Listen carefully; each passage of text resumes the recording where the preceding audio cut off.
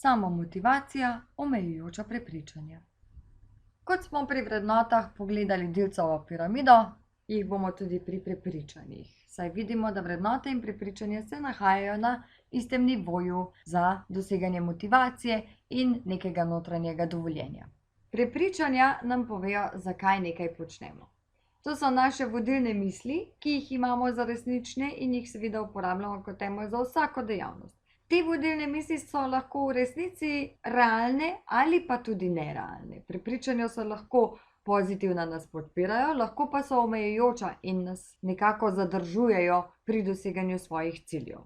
Tako so prepričanja lahko naša ali dovoljenja ali pa omejitve. Platon je rekel: pazi na to, kar misliš, ker to, kar misliš, to delaš. Ker to, kar delaš, postane tvoja navada in tvoje navade oblikuje tvoj značaj. Tvoj značaj pa je tvoja usoda. Se pravi, tisto, kar mislimo, to postaja naša usoda. Platon je seveda govoril o ciklusu samouresničujoče se prerokbe. Oseba si lahko na podlagi ene same samcate izkušnje zgradi negativno prepričanje. Ko imamo mi to negativno prepričanje, to seveda vodi v občutek nesigurnosti, nimamo občutka varnosti. In ker nimamo občutka varnosti, začnemo delati napake. Napake seveda vodijo v poraz in ta poraz okrepi negativno prepričanje. Prepričana sem, da vsi poznate primer, ko je otrok se odločil, da on ni nadarjen za matematiko. Ker on seveda ni nadarjen za matematiko, se doma ne uči oziroma se uči zelo malo, ne dela domačih nalog in tako dalje. In seveda, ko pride do pisnega preverjanja znanja, se bojo na testu pokazale napake. Ker bo toliko napak, bo oseba doživela seveda poraz v obliki negativne ocene in na koncu se bo to negativno prepričanje, da on pač ni za matematiko, okrepilo. Prepričanja so seveda lahko tudi pozitivna. Ko imamo pozitivno prepričanje, to vodi v občutek varnosti pri vsem, kar počnemo. In ker imamo občutek varnosti, se gradi naša samozavest. In ker smo samozavestni, seveda bomo na določeni točki zmagali in na ta način okrepili svoje pozitivno prepričanje. S tem fenomenom se je zelo intenzivno ukvarjala učiteljica Jane Elliot. Ona je naredila eksperiment modrooki in rjavooki, ki nam pokaže, kako naša prepričanja vplivajo na naše vedenje, na naše učenje, na vse, kar nas obdaja. V nadaljevanju si bomo pogledali odlomek iz videa A Class Divided. Ozadje te zgodbe se začne v 60. letih 20. stoletja, ko je Jane Elliot delala kot učiteljica v 3. razredu osnovne šole. Delala je z 8 let starimi otroki, ki nikoli niso prej imeli nobenega stika s temnopoltim razredom. In vsak mesec so njeni učenci izbrali osebnost meseca, osebo, ki je največ naredila takrat za Ameriko. To se seveda dogaja vse skupaj v Ameriki.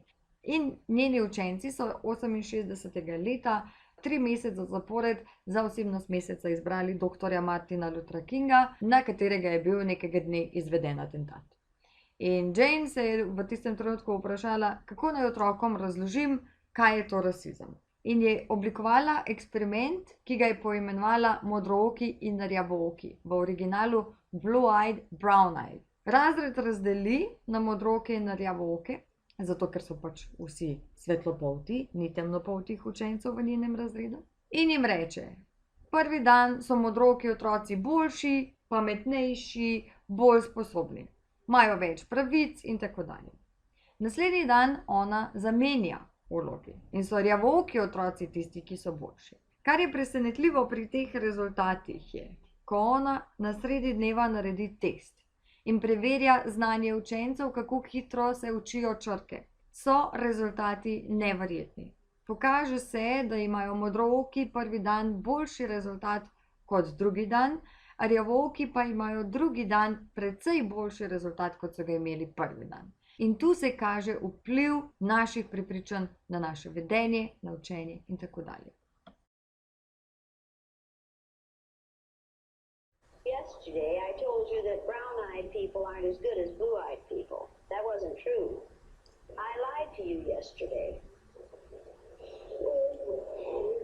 The truth is that brown-eyed people are better than blue-eyed people. Russell, where are your glasses? I forgot them. You forgot them. And what color are your eyes? Susan Ginder has brown eyes. She didn't forget her glasses. Russell Ring has blue eyes. Med vajami boste našli video Jane Elliot, v katerem lahko vidite te rezultate.